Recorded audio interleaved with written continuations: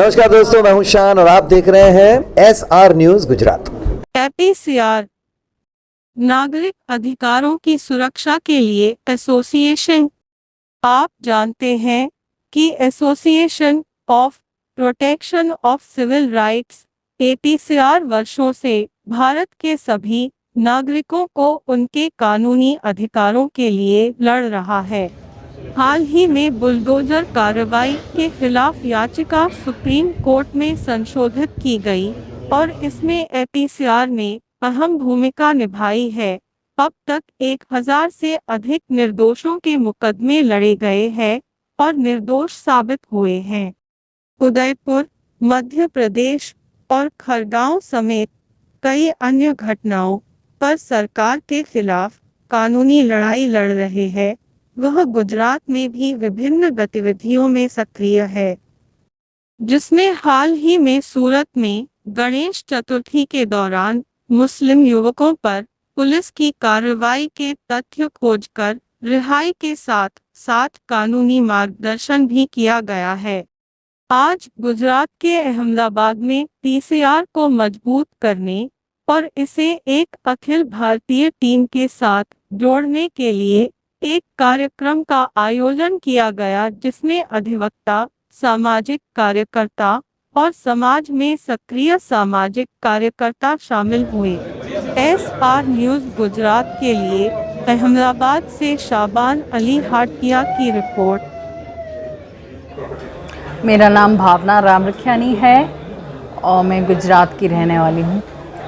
भावना बहन, आज जो प्रोग्राम रखा गया था, इसके पीछे का जो मकसद था वो क्या था और किस तरीके से प्रोग्राम का आयोजन किया? प्रोग्राम जो रखा गया था वो APCR द्वारा रखा गया था और आइडिया ये था कि सारे माइनॉरिटीज़ के लिए जो है एक प्लेटफॉर्म खड़ा किया जाए, ताकि जो भी इनजस्टिसेस होती हैं, जो भी तकलीफ़ें होती हैं, उनको ये प्लेटफॉर्म द्वारा एड्रेस किया जाए, चाहे वो सोशली हो या लीगली हो। गुजरात के हालात किस तरीके से हैं और कैसे आप? गुजरात के हालात जो हैं वो बाकी के देश में जो हो रहा है उसी तरीके से हैं, जहाँ पे तंत्र और सरकार खुद अपने हाथ में पनिशमेंट देना, जुर्म तय करना, वो सब खुद ही कर रहे हैं। सब कुछ कोर्ट के बाहर हो रहा है। आज कौन कौन आए थे खास मेहमान और क्या?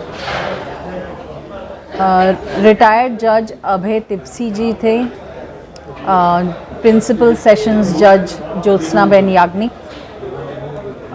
नदीम खान थे, इकराम बेग थे, शमशाद पठान थे और अपूर्वा आनंद जी थे। अभी जिस तरीके से देखा गया कि देश में भीड़ न्याय जो है वो कितना खतरनाक इस देश के लिए,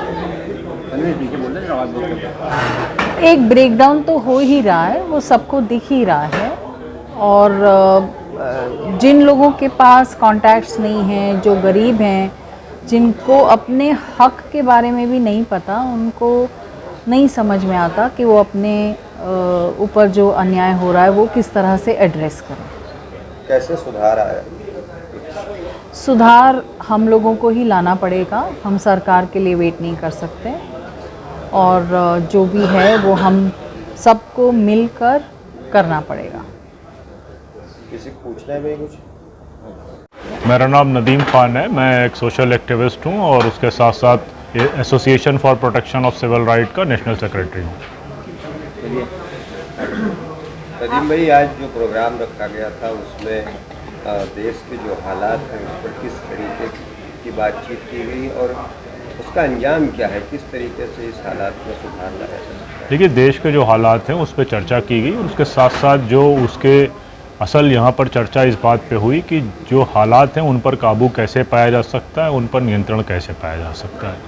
और उसमें जो ये वार्ता Association for Protection of Civil Right की तरफ से मीटिंग आयोजित की गई थी, तो जाहिर सी बात है कि जिस प्रकार से पूरे देश में मानव अधिकारों का उल्लंघन एवं हनन हो रहा है उसको कैसे रोका जा सकता है और कानूनी प्रक्रिया का सहारा लेकर कैसे दबाव बनाकर इस माहौल को सुधारा जा सकता है। इस पे इन सब मुद्दों पर लगातार चर्चा हुई, जिस पे अलग अलग लोगों ने बात रखी और जिसकी अध्यक्षता जस्टिस थिप्से ने करी। और यहाँ पर यही बात हुई कि जब राजनीतिक रूप से आप लड़ाई हार जाते हैं या राजनीति नफरत की होने लगती है, तो उस समय अदालतों में काम करके, अदालतों का सहारा लेकर माहौल को हम बेहतर कर सकते हैं। और ये लगातार निरंतर चलने वाला संघर्ष है, कोई एक दिन का मामला नहीं है। तो इस निरंतर चलने वाले संघर्ष को हम लोग करेंगे और जो फिजिबल ऑप्शंस हैं लीगल एडवोकेसी के, यानी कि कानूनी सहायता के, वो पूरे किए जाएंगे। और जो देश का संविधान और जो देश की कानूनी प्रक्रियाएं हमको अधिकार देती हैं, उन अधिकारों की हम लड़ाई लड़ेंगे और ये सुनिश्चित करेंगे कि वातावरण जो है देश का वो बदले। आपने एक रिपोर्ट भी आज पेश की कि देश में क्या हालात हैं, किस तरीके से, वो रिपोर्ट क्या थी, थोड़ी सी उस पर देखिए, ये APCR की एक रिपोर्ट थी जिसमें हम लोगों ने डिफरेंट एंगल में काम किया है।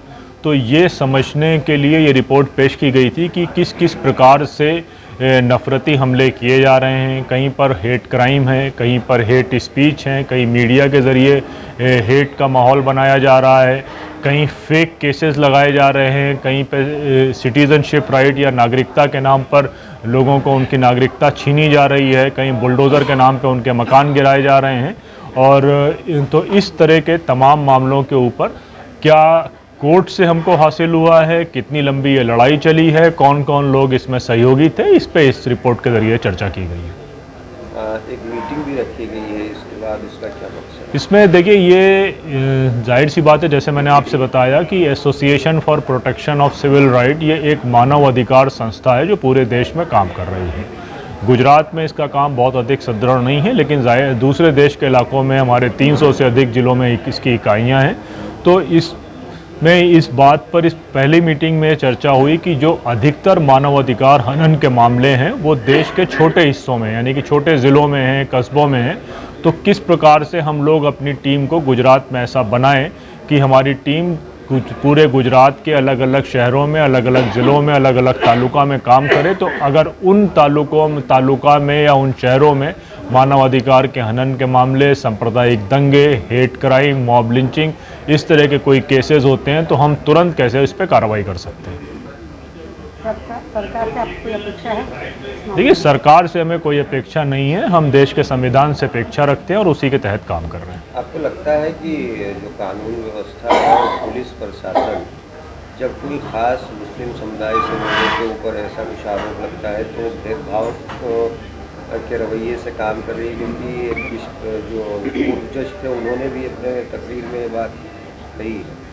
देखिए, जब हम देश के या किसी भी इलाके के 100 केसेस को देखते हैं और 100 केसेस के रिज़ल्ट को देखते हैं तो ये अब लगने वाली बात नहीं रही, बल्कि ये साबित हो रखी बात है कि अगर अपराधी मुसलमान होगा तो तुरंत बुलडोज़र चला दिया जाएगा, अपराधी मुसलमान होगा तो इनकाउंटर कर दिया जाएगा, अपराधी मुसलमान होगा तो टांग में गोली मार दी जाएगी। ये सारी चीज़ें साबित हैं। और ये भी जो जेल में मुसलमानों की जिस प्रकार से संख्या है उससे ये भी साबित है कि फर्जी मुकदमों में सबसे अधिक मुसलमान और उसके अलावा दूसरे पिछड़े तबके फंसाए जाते हैं। तो इसमें कोई नई ढकी छुपी बात नहीं है। हमको ये सब बहुत अच्छी तरीके से मालूम है कि इस देश की पुलिस पहले बायस थी, यानी कि पहले उसके यहाँ इक्वलिटी नहीं थी, सभी को समान रूप से नहीं देखती थी। लेकिन अब इस समय देश की पुलिस सांप्रदायिक भी है। ये जो अपने मुस्लिम एरिया में जो है, ये लोग मकान बनाने की ज़्यादा परमिशन देते नहीं हैं। देखिए, ये तो लोग सिर्फ मुस्लिम एरिया में ही तोड़ते हैं। दरअसल किसी भी इलाके में, जैसे इलाहाबाद में जावेद मोहम्मद का घर गिराया गया, उस इलाके में 5000 घर हैं, या कुछ मकान अभी जिनके बारे में चर्चा हो रही है उनका इतिहास जो है वो उस पूरे इलाके से ज़्यादा पुराना है। तो दरअसल ये कोई न्यायिक प्रक्रिया का पालन नहीं हो रहा है। जब देश का प्रधानमंत्री मुसलमानों से और देश का राज्यों के मुख्यमंत्री मुसलमानों से बदला लेने की बात करेंगे तो कहीं कोई मामला नहीं है। तभी हम लोग ये बार बार बात कर रहे हैं कि अगर कोई अदालतें हमारी आवाज़ नहीं सुन रही तो हम लगातार वो आवाज़ को उठाते रहेंगे, बोलते रहेंगे, चीखते रहेंगे और सड़कों पर भी उतरकर संघर्ष करते रहेंगे। इस देश में ये देखा गया है कुछ दिनों पहले कि 600 साल पुरानी मस्जिद, आखुंदी मस्जिद दिल्ली को भी बुलडोज़र चलाकर शहीद कर दिया गया, जबकि उस इलाके जिस संस्था ने उसको गिराया है कि इसका नक्शा नहीं पास था या अवैध है, उसकी खुद की उम्र 40 साल की है। तो 40 साल पुरानी संस्था 600 साल पुराने इस्टेब्लिशमेंट को गिरा सकती है।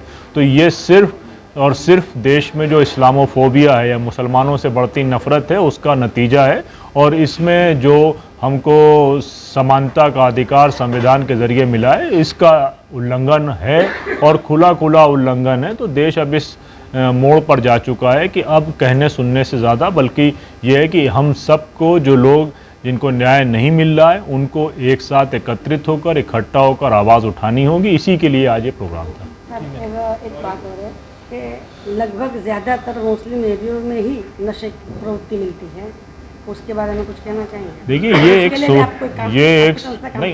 हम सारी दुनिया की समस्याओं पे हम नहीं काम कर सकते हैं। सिविल राइट के जो मैटर हैं उस पर हम काम कर रहे हैं।